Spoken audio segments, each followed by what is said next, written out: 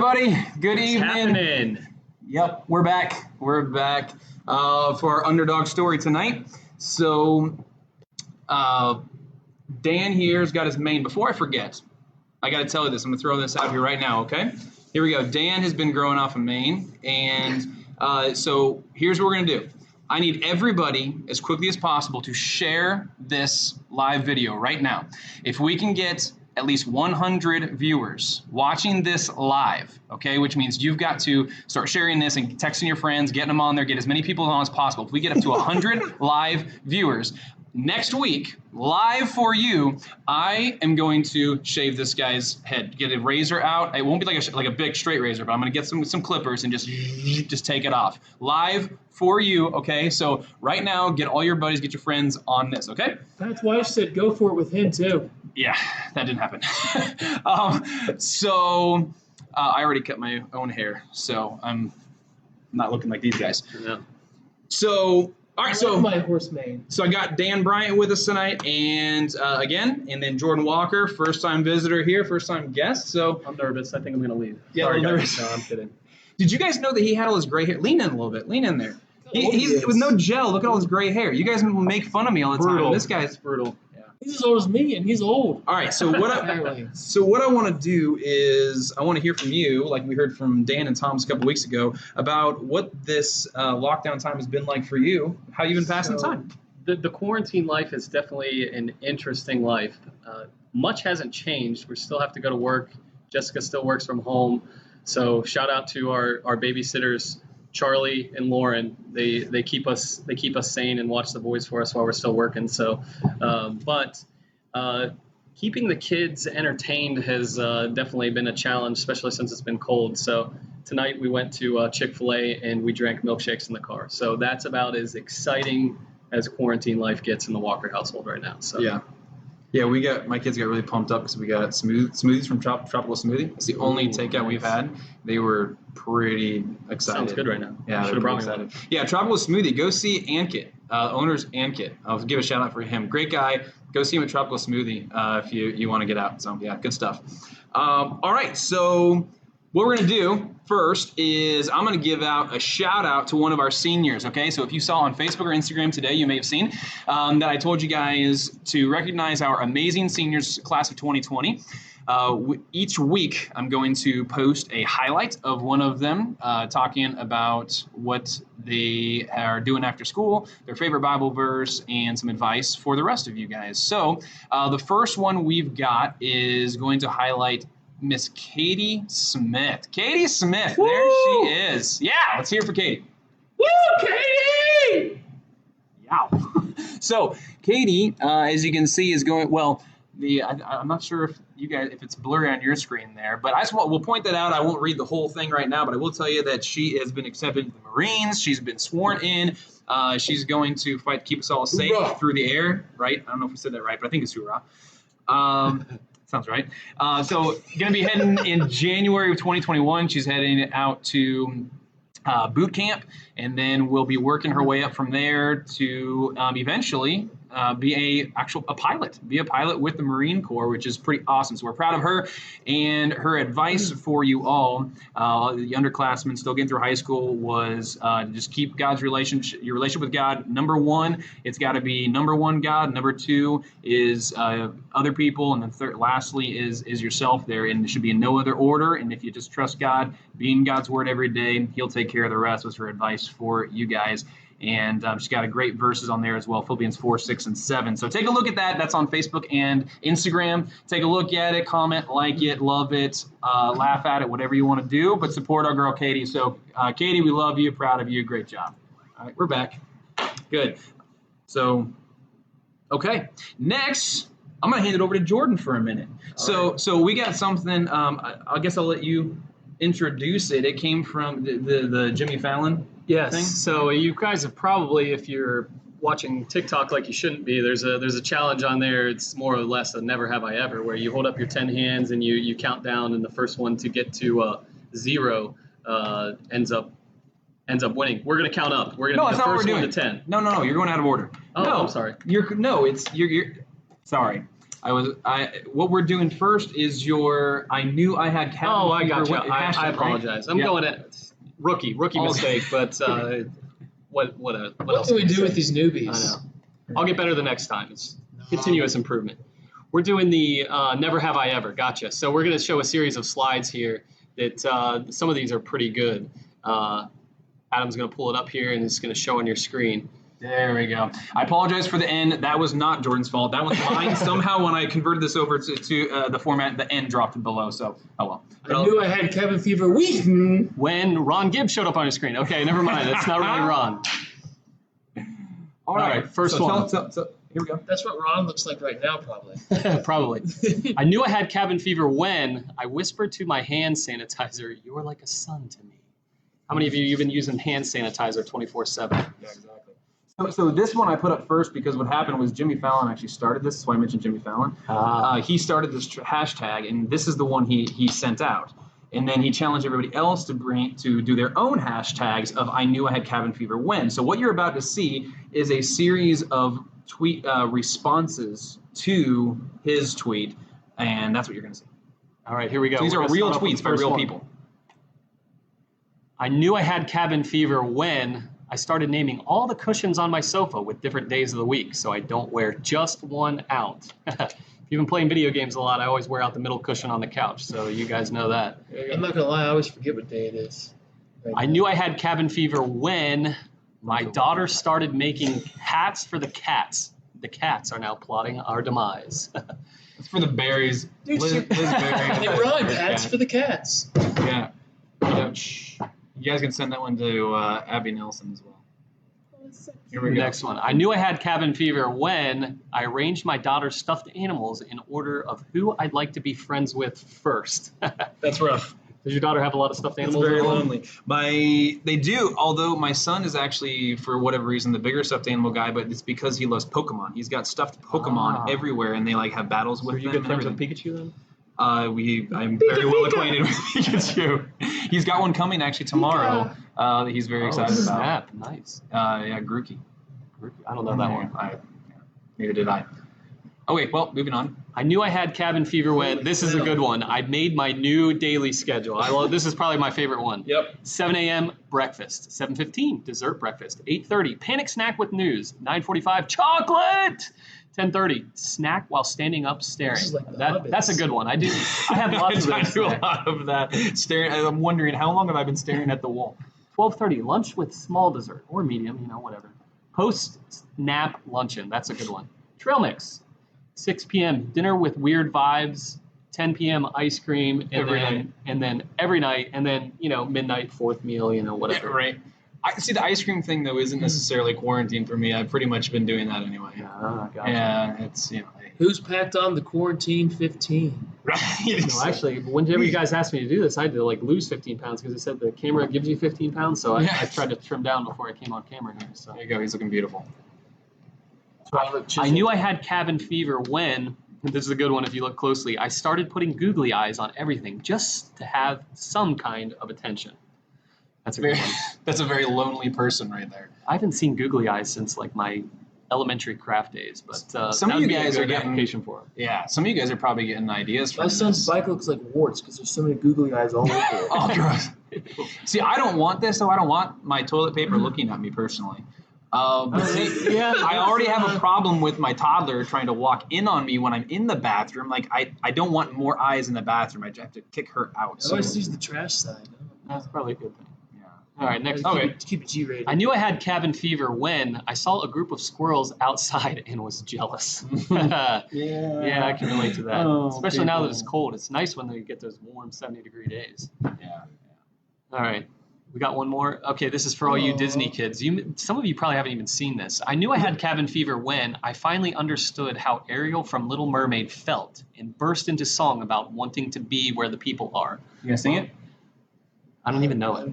Is All the right. People Are song? I'm not. I was trying to get Dan to do it. I'm not singing it. I was a Lion If King. I knew it, I would sing it, and you would all. Some of be the girls like, at home right now "Stop." are singing it right now as we speak. I'm sure If they you are. hear them. Well, my response to the question Speaking is... of that, sing it, and then you can post it to the channel below.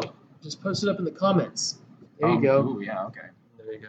All right, I knew I had cabin fever when I started talking to my Roomba as if it was a dog when it was on. This is a good boy. This is a good boy. You ever notice how the Roomba, it's always in the exact spot of the house where you need to be at that moment. Like if you need to go get in the Lazy Susan, without a doubt, the Roomba is going to be in that exact location. See, you need to get there. I'm not rich enough to have a Roomba. They're not that. Never had a Roomba. We got one for Christmas one time. Jordan's bragging now. No, absolutely. I got Chopper and Mr. Moore.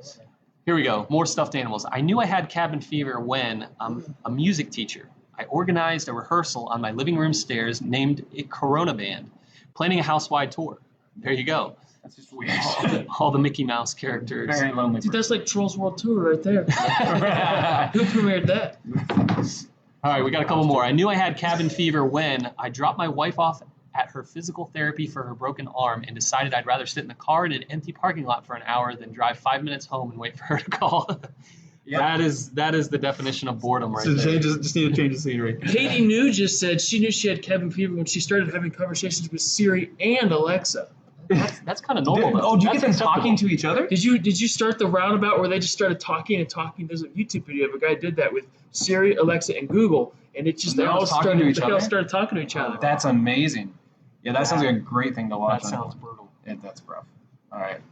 I knew I had cabin fever when I started making masks for my pup toys. Is that a real Yes. dog? It looks like it's a drum. Look at the goat. I like the goat in the middle. Look at his eye. Like he's terrified. Yes, he is. He- I would be too. Coronavirus is this guy's Animals scared. with masks.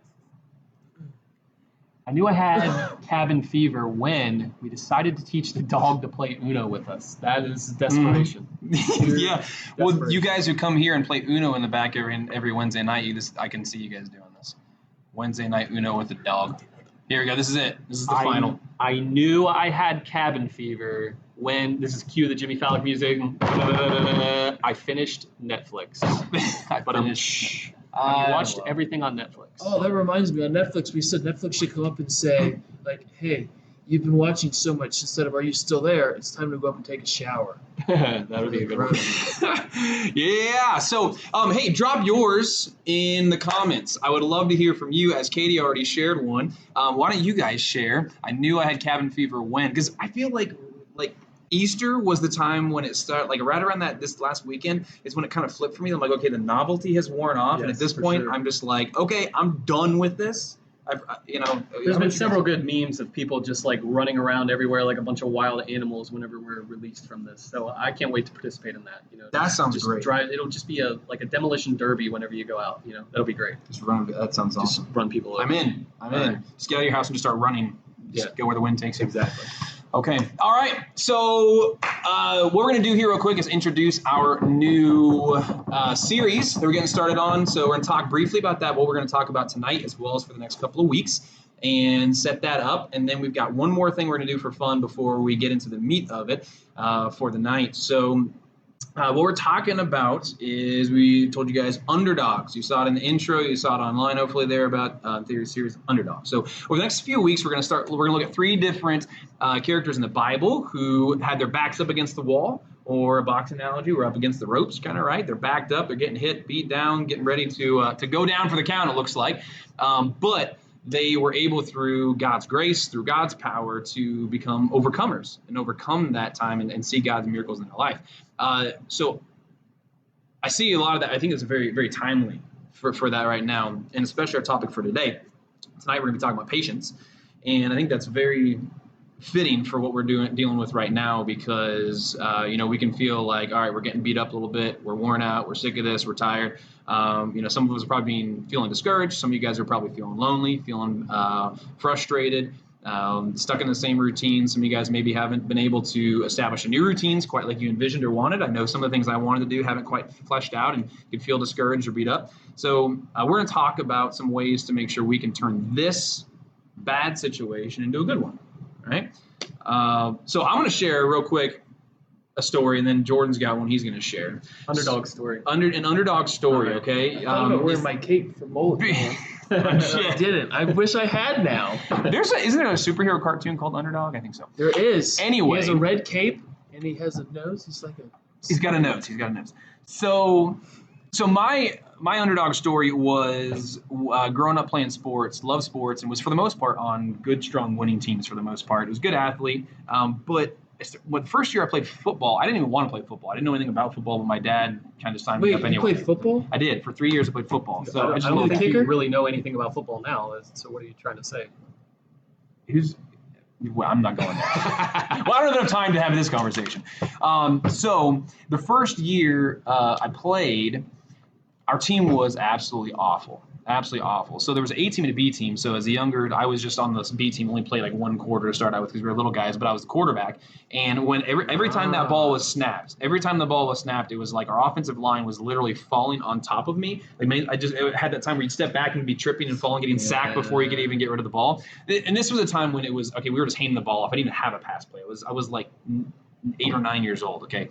But our A team that played 3 of the 4 quarters was just horrible. We were bad. So the entire game, seven games, we did not win a single game. And not only that, but we didn't even score a single touchdown until the last game of the year. Wow. Right? So as a guy that was used to winning, that taught me how to be a loser, right? Yeah, it was a training ground for how to be a loser. And so I perfected that art over time, and now I'm a master of it, as many of you might agree. So there you go. That's where I learned what it was to fall short, to fail, to lose, to be the underdog. Every single game, we were the underdog, and that was rough. That was a tough lesson. Eventually, we did get better, and we were one of the better teams a couple years after that. But what about you, Jordan? It's funny that you mentioned that because you literally have no idea what I'm about to say, do you? But speaking of football, I think of an underdog story. The Johnson family will be able to relate to this one really well. I think of the 2015 Super Bowl. Okay. The Seattle Seahawks. They were really good underdogs. They had the ball on the 2-yard line. Was it 2-yard line with 30 seconds left, plenty of time. Sounds like you know the story really well. They just had to run the ball, right? But but the underdog didn't win. So that probably I guess isn't the best underdog story because the underdog didn't win. But no. In general terms, in more, I knew you'd appreciate that. So good. I'm sure Robbie's laughing really good right now. Hopefully, this guy? It's okay. The pages are gonna be awful. Hey, that's we all can appreciate. We can all celebrate that. But no, really realistically, in the blankets for underdog story. So we've got. So what's your real story? My real story is so I've got 2 boys now. Okay, one's 2 years old and one's 1 year old. They just started the other day. They just started wrestling, where the 2-year-old will get on top of the 1-year-old. And I always love it. We always root for the 16 seed, unless you're Thomas Harder and you're North Carolina and you're the 1 seed. But you're always rooting for that 16 seed to win in the NCAA tournament. I'm always rooting for Grayson right now to just pounce on Emmett. So right now, he's still a little bit too small, but soon enough, I'm rooting for that underdog to take over. We do love to root for the underdog. That Cinderella story is always a fun one. Exactly. That's true. It's true. Well, so we're going to talk tonight. We're going to get into that underdog story. You might have your own underdog story. Put those in the comments as well. Share your stories. Get a conversation going. But we're going to talk about that tonight. Who we're going to start with is David. And the topic is patience. So we'll talk a little bit about what that means, but the reason we're going to jump into 1 Samuel 24. So go ahead and open your Bibles up to 1 Samuel 24. And you guys are like, Bible? I don't have a Bible on me. And you're using your phone to watch this right now. So you don't even know how to open the Bible because you usually use your phone. Don't have to actually get the real thing. That's what they say that they're on the Bible when they're here. Oh, yeah. All right, enough. So if you remember how to use a physical Bible, open that up to 1 Samuel 24. And that's what we're going to be reading. But King David was not king at this point. He had been anointed to be king when he was a young man.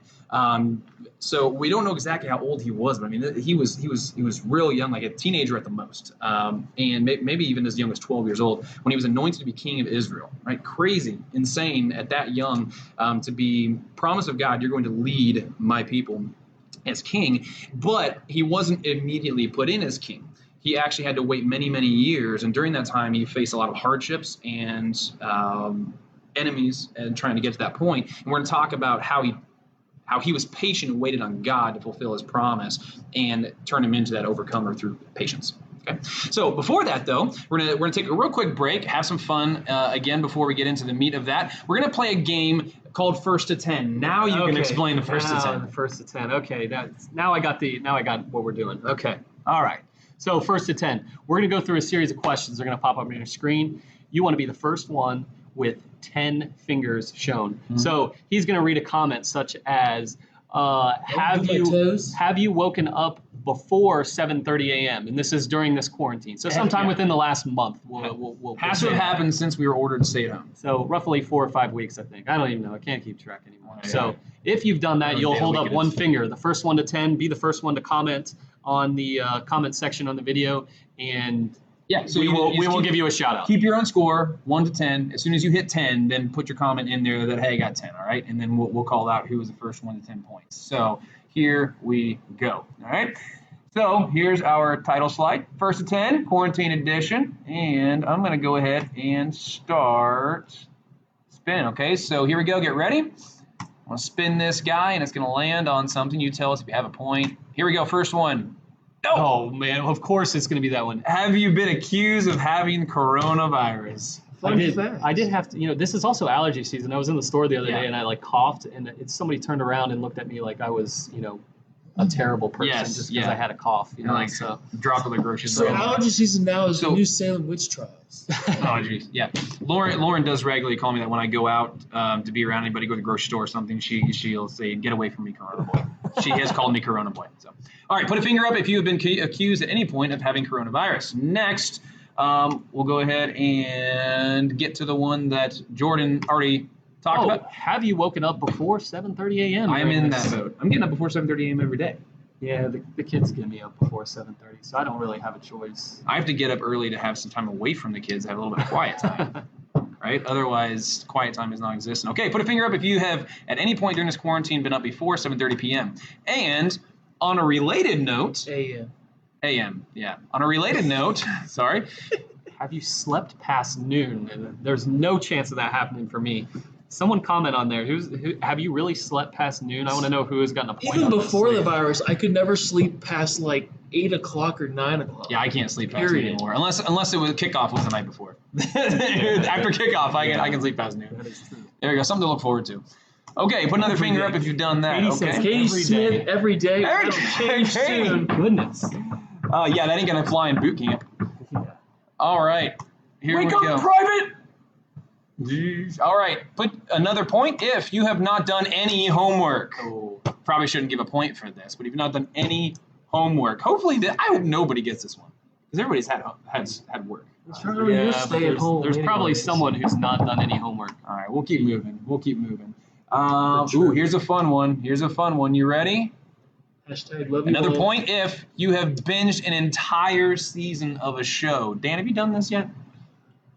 I feel like you might have accomplished it. Yeah, I had. I very rarely before the virus, TV. Yes, but I have to be at work the next day, so I can't really stay up all night and watch shows anymore. Yeah, I haven't binge watched an entire show during this. We've watched an entire season so far. There you go. All right, here we go. Point if you have run out of something. Milk, toilet paper. Hopefully not toilet paper. And have probably been in a panic. But at least you're quarantined, so you guys still got to shower if you run out of toilet paper, right? There you go. That's a positive of not having to go out in public. All right, next one. All right, so here we go. Next one is another point if your home internet has crashed. That would talk be about rough. First world problems. So if your home internet crashes, you have horrible internet. You need to increase it. Pay more. Buy more. With the money you don't have. Or go outside and play. What did your mom teach you? Go outside and play. Throw rocks at windows. Oh, Katie says, how about a whole show? Not just, was the question a season? A season. Oh, wow. How many seasons are in that? Wow. How many seasons did you watch, Katie? Yeah, Katie. How many seasons was that? Wait, which Katie was that? Katie Smith. New or Smith? Okay. No, I have. The Egan's ran out of milk. All right, here we go. Depends on how. Some of them may have only one season. That's right. The Westendorf family is running out of bread. All right. I've run out of bread multiple times. My kid eats 7 pieces of toast a day. And as soon as he found the toaster and how to work it, I'm like, stop it! That's poor parenting. That has nothing to do with apparently, the kid eats all day long. I can't make him full. So anyway. Emily lost internet for the day. Here we go. Man. Another point if you have watched the same movie 3 times. Oh, no. Usually I watch Elf a lot, but I haven't watched it a lot. Pastor Bob has to come on with his England Patriots. I feel like I end up my kids watch the same movie multiple times. Yeah. Okay, so does anybody have more than 5 points right now? Tell us. Put in the comments if you have more than 5 points. I think I have Katie 3. watched 7 seasons of an entire show. What was the show? Oh, What was the show? my goodness. Girl, you need to get a job. That is, Yeah.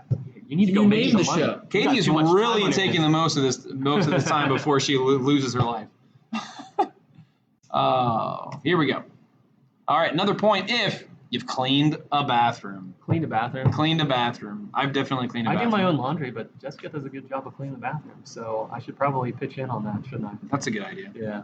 I clean the bathroom when my 2-year-old who's potty training decides she's going to go on her own and then throws toilet paper all over the place. She actually threw an entire roll of toilet paper into the toilet. She toilet paper. I got cried. She did. Katie, but that could I be a got good cried one. over it because that's a hot commodity. She need blacklist. Oh, that's a very good show. Ooh, that is a good show. All right, next question here. All right, we got a couple people with 6. Another point if you have learned a new skill. I can teach you how to cut your I hair. learned how to be annoying. I Yeah. made a cheesecake. That is not a new skill, bro. Touche. Oh man, mastering that for years. I can teach you how to cut your hair though. I know. Isn't it? The middle. Are you guys impressed Yeah. that Adam cuts his own hair? You never would have guessed that. I need to do that because I'm looking You guys like it? about ready to do we could do a pony here real quick. It does not shake. Oh man. All right, let's get Dan's this gonna get a going. man bun. All right, here we go. We gotta keep. We're gonna. What run we're out of gonna time. do is Oh, we're this gonna is buzz wrong the one. side and leave the top just like in Dumb and Dumber. Okay, here we go. Another point. We're gonna get some points on this one. If you have cried. All the girls are raising their hand right now. They're putting up another finger on that Ding, one. ding, ding, ding, ding. More points. I got 10 fingers on that one. Here we go. Yeah, Dan cries. Dan cries every time he looks in the mirror. How to clean All right, up your here's something good. This is actually something good, right? Sarah could not stop laughing at me. If you sent a card or a note in the mail, Oh man, this is a nice thing to do. it's a lost art these days because people just send text messages. It's too true. easy, you know. It's true. That's impressive. You can get a point on this. I sent some birthday cards. Speaking of birthdays, I totally Piper got forgot 10. to tell Carter. Oh, Piper has 10 tell already. Carter Eastman happy birthday. Wait, what? Piper. Okay, so clearly Piper doesn't study. She watches a lot of TV. She sleeps late. What else? So we can Is she, generalize a lot of things is she about the Piper. teacher's pet at home? I didn't even get to the good Just stuff. kidding. Like, have you been a part of a Bible study online? She filled it out on the lazy Katie, part. Katie got 10 too. Oh, all right. That's tight. Oh, Charlie barely beat her out though. Piper did. It was Piper. When I say Wait, now it sorry, says Piper. Charlie. Piper. No, it does say Well, Charlie. it's Piper. Oh, This is Piper. Oh, I see it. Piper uses Charlie. You so have to Charlie actually can't read the type. comment. I did. That's why I thought. there we I go. thought it said Piper Jones at first. But All right, I'm gonna roll through a couple of these just so you guys can see them, just for fun to get some extra points here. If you've been a part of a Bible study online, I heard a few of you guys doing that, which I'm proud of you for. Great job. Here you go. If you've had trouble getting into this online meeting or game, Yeah. how do I get in there? What do I push? The Zoom meetings are the First time hardest. people use How's the Zoom. micro? The Zoom, right? Go online and look at Games funny going Zoom with things. your The Zoom meetings brother. right now, people like turning themselves into potatoes and like standing up and they're in their boxers and stuff. People, it's hilarious. All right, here's one. If you have fixed technology for a parent, some of you guys got some older parents or if you just don't really like tech too much, if you had to constantly fix it for them. Hear about this for you guys. Have you watched SportsCenter talk about a lack of sports? So, And you're still brutal watching right now. Brutal. I need sports. Hey, skip, yeah, all right. And then let's see. Oh, I got to show this one. Are you ready? Here we go. Bonus for this one. Have you plugged the toilet? Oh man. Nope, not here. Yeah. with toilet paper. Hopefully not. That Yeah. stuff's a hot commodity. It's expensive stuff right now. Not expensive, but hard to come The by. dollar store has like 100+ rolls.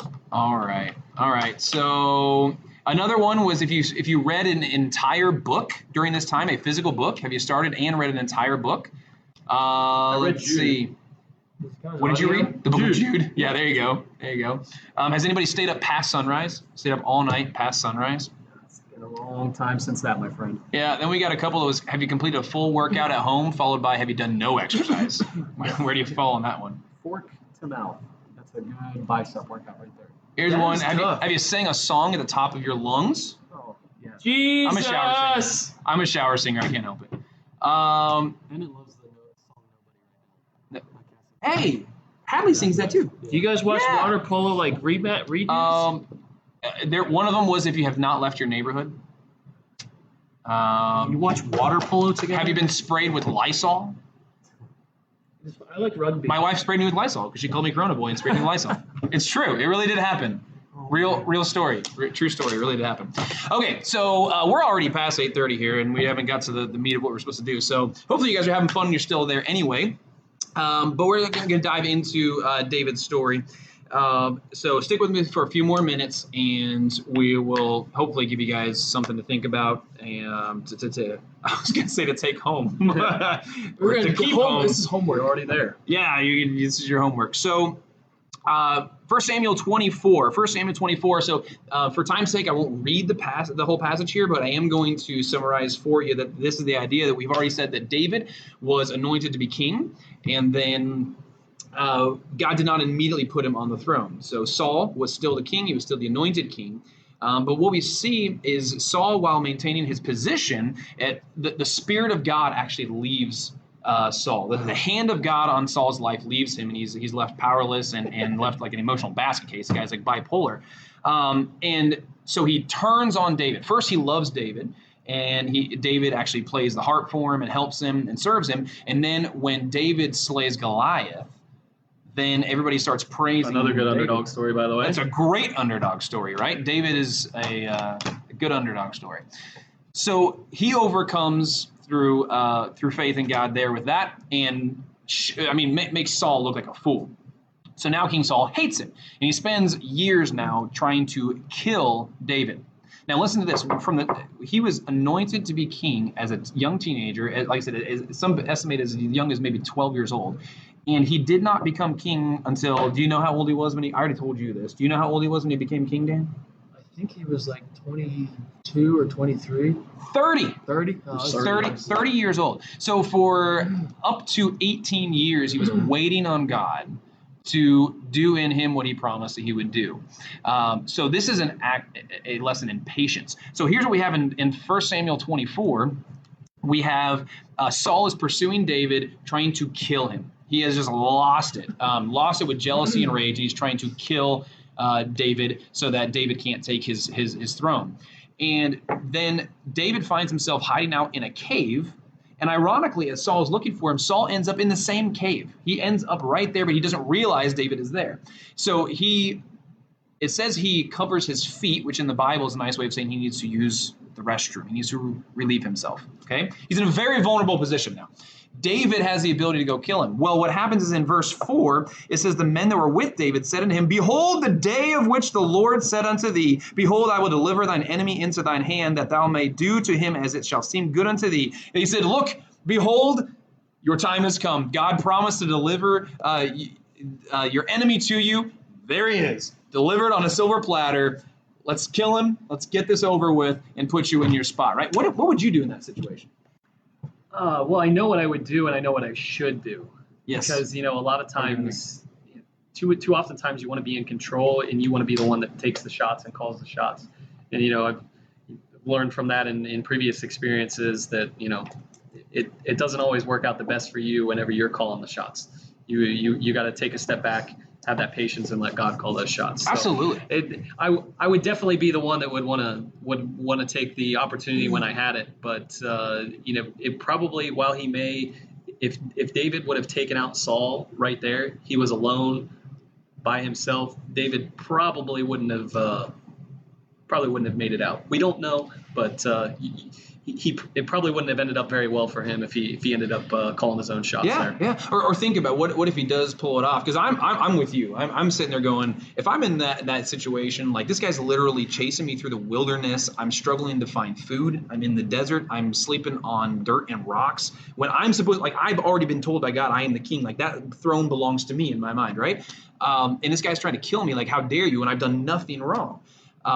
I'm thinking I might take the shot there, right? In my flesh, I'm taking the shot. That's the truth of it. When, as you say, I know he shouldn't. But let's say he does. Let's say he does. Let's say he even escapes because his men didn't even know he was there. He sneaks out. Well, what happens then when he goes back and the people hear that David, who's been their anointed king, murdered the current king, right? Is he going to earn the respect and the admiration and the following of God's people in that situation? I don't think so. Probably not. No. Have you had a time, Jordan, where you'd say that you had an opportunity that came to you. Maybe it wasn't quite the right time or ended up being the right thing altogether. And maybe you did pounce on it and regretted it, or maybe you didn't and saw later how God rewarded you for it. Have you had a time like that? Well, I think a lot of that revolves around, whenever I was younger in my teenage years, you wanted to pursue relationships, and you wanted to pursue friendships that really were appeasing to you, and my parents were like, that's probably aren't the right people that you should be hanging out with. Let's probably not do that. But I would find ways to do it myself. And now looking back, 20 years later, not quite that long, 15 years later, I realized, man, were they right? Yeah. Those were definitely the wrong people to hang out with. I shouldn't have been doing that. So, calling my own shots there and saying, you don't know anything about these people. Really, our parents do tend to be a little wiser than we think that they are at the time. Absolutely. We're at the age where we want to, have a little bit more control, but unfortunately, we just don't quite understand everything yet. And so that's something that a lot of you will learn a little bit later on in life. It's something that you're going to have to work through. But if I can encourage you to trust your parents and to trust in God right now, that is the best piece of advice I can give you. That's great. I'm glad you brought that up, because one of the main examples I wanted to give to the teens tonight was about relationships, because that's one I remember myself facing as well as a teenager, and I think we all do at some level, is that desire for a relationship that God puts in you. To get ahead of yourself in those dating relationships and maybe going further than what you should physically and emotionally and things. And there are lines that God puts in front of us, but it's very easy to get sucked into that. And my parents were very vigilant in keeping lines drawn in my life in those relationships. And it was hard to always trust them and believe them, as you say. But as an adult, man, I look back and I'm so unbelievably grateful for that. They saved me from so much heartache, so much trouble and problems. So that, God had for me, the woman that I'm with now, had Lauren, he was getting ready for being with me ready for her. And I was able to keep my heart for her rather than being tangled up in all these relationships that weren't right. And I encourage you guys right now, as far as patience goes and waiting for God's timing, David had an opportunity here. He could jump on it and taken Saul out, and it would have been easy to even justify it because God anointed him king, and now it could have even been self-defense, right? He could say this was self-defense. God brought him here. Yeah, exactly. God put it right here. God gave me this opportunity. It was, I'm just taking care of what God is, the opportunities God's given me. That was been so easy. And there's times where in relationships we can get impatient, waiting for God's timing to bring the right person along in the right time, and that we're ready for them. Not just that they're ready, we're ready for them. And it's so easy to jump the gun and try to force it and make sure we get with the person we want to be with. Right? Make sure we get in the timing and the way that we want, rather than trusting that God is going. If maybe that's the right person, maybe it's somebody else, but trusting that God's way is better. Because in this case, we both said, "Hey, God's way was better," and He had the admiration and love of the dedication of the people because He did it God's way, rather than losing them before He even started. God's way in relationships is better, and so I'm glad you brought that up. That was one I was thinking of to encourage you guys to be patient and trust God in that. May not seem like in the moment, but in the end, it does end up being the better way. Absolutely. So another example, I'll go ahead and give an example, and then we'll wrap up with what I see David did to help him be patient. What we can say here is, by looking at his story, we can see that David had an opportunity. David could have seized it, and it could have made sense. He could have made excuse for it, and maybe it would have worked out even. But David said, even when people around him were saying, take that opportunity, he stood up and said, no, I will not take control of it. I'm going to let God bring it to me in God's timing, and I will not lay a hand on God's anointing, because he still was God's anointed king at that time. And so he didn't take control of that situation. We saw how it worked out better for him in the end. But another example of how we can apply that is, I'm thinking about you seniors specifically right now, and this will trickle down as well. You guys are getting ready to embark on the next phase of your lives when you're going to have to, you're going to college, or you're going to trade school, or you're going to whatever it is, whatever the next step is for you, launching into a career and things like that. Katie, think about her in the Marines and how much work is ahead of Katie to get to where she wants to be. She wants to be a pilot. There's a lot of steps. You can, if you look at her screenshot there on Facebook, you can see there's multiple steps that she's already plotted out. She knows. I think about Graham Martin already has the idea. He wants to be a meteorologist and do the weather, right? Well, you can't just get in his pickup truck and start chasing storms right now, right? There's a process he's got to go through to get to that point. And there's many more of you guys who want to do things with your lives. And we live right now in a day and age where everything's instant, right? Yep. Started with those microwaves, and now it's even worse. And Google everything. And we don't even have to know the answer to anything, because we just grab Instapot. There's Instapot, right? You can cook anything. You can fry anything in seconds. Yeah, it's crazy. Absolutely. Everything's at our fingertips, ready to go. We don't have to wait for the show to come on. I told my kids that I used to, there's a cartoon I wanted to watch, and I would wake up at 7 o'clock in the morning on Saturday morning so I could watch that show. And then if it ended up being a rerun, which I didn't expect, I had already seen it, and oh man, I had to wait till next week. They were like, wait, what? Because they turn on Netflix and they pick anything they want to watch. Bam, there it is. On-demand Mickey Mouse Clubhouse is definitely invaluable right now. So. Absolutely. Oh yeah. It's helping us get through those phases. So we're so used to things being so quick and instantaneous, and we get what we want when we want it, how we want it, and just bam, it's there. Instant gratification is so powerful. But the best things in life are things you've got to work hard for. You've got to be patient with them, and that's relationships, and that is great careers and jobs take work and effort.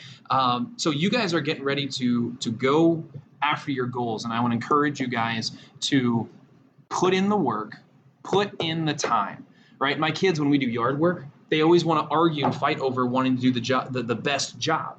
And so I'm like, no, that's the job I'm doing. Like, that looks like fun. Well, I'm sorry, you don't get to do this job. You're not ready for this job. You've got to pull the weeds or move the dirt. Like, that's a boring, stupid job, and my hands get dirty. I don't care. Like, that's what you got. You got to put the work in early on to work to the job that you want to do, and that's the way it works in the workplace as well. I did that for 10 years. You guys are doing it. Like, you've got to be patient and not get ahead of yourselves and try to force it. And when those opportunities come where you might hurt your integrity, like David would have done here, murdering somebody, right, and calling it self-defense, instead, if you stick with your integrity and you be patient and wait on God to bring things along in his timing and work hard at it, I promise you'll be rewarded for that. Have you guys seen that in your life as well? Yeah, whenever I think of, especially the seniors right now, and I've used this analogy, I think, a couple different times, but it's a perfect analogy, because whenever we're here on Earth, all we can see is what's directly in front of us. We only have a view of what's going on currently. Currently, we're on lockdown. We can't go anywhere. We can't have graduation. We can't have graduation parties. This is postponed. This is postponed. Yep. Am I actually going to be able to walk for graduation? So all those things are running through your mind, and we can only see what's directly in front of us. But the great thing is we have a connection to God who's sitting up here. He sees everything. He sees what's behind us. We can also see what's behind us. He sees what's in front of us, but he also sees what's 2 weeks in front of us, what's 4 weeks in front of us, what's Absolutely. 5 months ahead of us. So he knows what's happening. He's working his plan. And sometimes that's real frustrating, because we want control and we want to be able to dictate, like, oh, hey, I want to see that too. I want to know what life is going to be like. And so a lot of times I look back and I think, of our situation with our first son. Unfortunately, he didn't make it. So we were, how on earth, God, how can you do something good with this situation when you're taking our son from us? How can anything good become of that? But through all that, after time passes, we see that so many different people got saved because family members were sharing different Facebook posts, and they were able to view the funeral online because of live stream. So we look back and we see, okay, yeah, there is something good. There is something positive that came out of that. The job that I have now, I actually work on the equipment that some of our children have been on in the ICU. So it's been, even though I had a great job at the time whenever we were going through that, but coming through all that, and the job that I have now working in healthcare and still being able to work right now has been amazing, and it would have never have happened had God let me through that set of circumstances. So whatever you're going through right now, be patient. God knows what's on the other side. You don't, you want to know. But the one thing that we all have right now is time. And so the only excuse that we can't use right now to spend time in God's word, because it's the one that we use all the time, is I don't have enough time. You have all the time in the world. We're sleeping past noon. We're playing Fortnite. We're playing Call of Duty. I do those things myself. It's easy to do. It helps pass the time. But we need to be in God's word each and every day and be developing these habits, because there's no better time to do it than right now.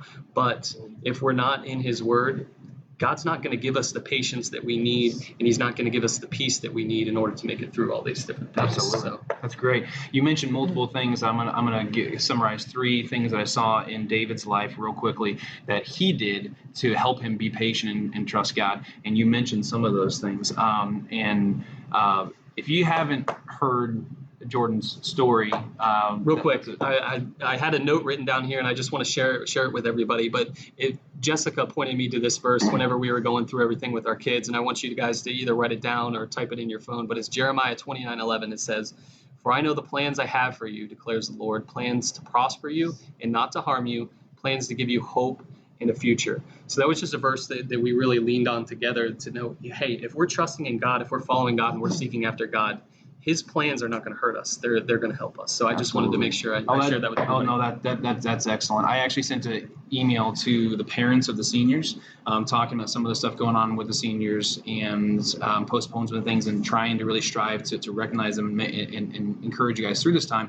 And I put that verse in there, actually, that we don't know what in the world is happening right now and what God's plan is, but we have to believe that verse. We have to hold on to it and trust in God's character, that he has plans that are good for us and not to harm us. And we've also got to remember, our theme for this year is to shift our mindset from the temporal to the eternal. To Colossians 3:2, set our affection on things above, not on things in the earth. To remember that we're in this forever, for eternity, right? So sometimes the answer to that of what God's good is that he's bringing of it, sometimes you see it right now. Sometimes you may not see it until you stand before God in heaven in eternity. And we have to have faith and trust that when God says, I will reward you eternally, that he means that his character has proven that, and trust that. So what we see with David's situation, what he did to help him be patient during this time, I saw 3 things that I jotted down. One thing that he did was what you just mentioned there. He had full faith in God's promises because he understood God's character. He understood who God was and that God was a good God and his plans for him were good. And he had faith and trust that he would keep his promise. It'd be so easy for David in that cave to say, well, if I don't take this opportunity, the opportunity is right here. And if I don't take it, what if my time never comes? What if I end up dying? What if he ends up killing me before I can ever get to the throne? And right? He could have so easily have done that and said, this is the opportunity to make sure that this happens. And we can get promises from God and say, well, I can do this to make sure that it happens, rather than being patient and waiting, knowing that God will fulfill his promises. So he trusted in God's character, and the ability of that came was because he spent so much time with God, writing psalms and songs as a young man, praying and reading the scriptures, understanding them, and fighting lions and bears and giants, not running from fear, right? God built that faith in him because he saw him come through so many times. So take the steps now. Do the hard things and exercise your faith now. Get in God's word, pray, and trust who God is, but get to know who God is first, and you'll see you can trust him. The second thing that I saw is that he got a tight group of men around him that were warriors, that were fighting for him and fighting for God and for the future. And those guys went to battle for him, shed blood, would have given their lives for him. And he had that tight-knit group that many times David, you can see it in the Psalms, was depressed to the point of wanting to give up. And these men, when that happened, picked him up and kept him going and said, God's going to keep his promises. That throne is yours. You keep going. We're going to keep fighting. We're going to get you there.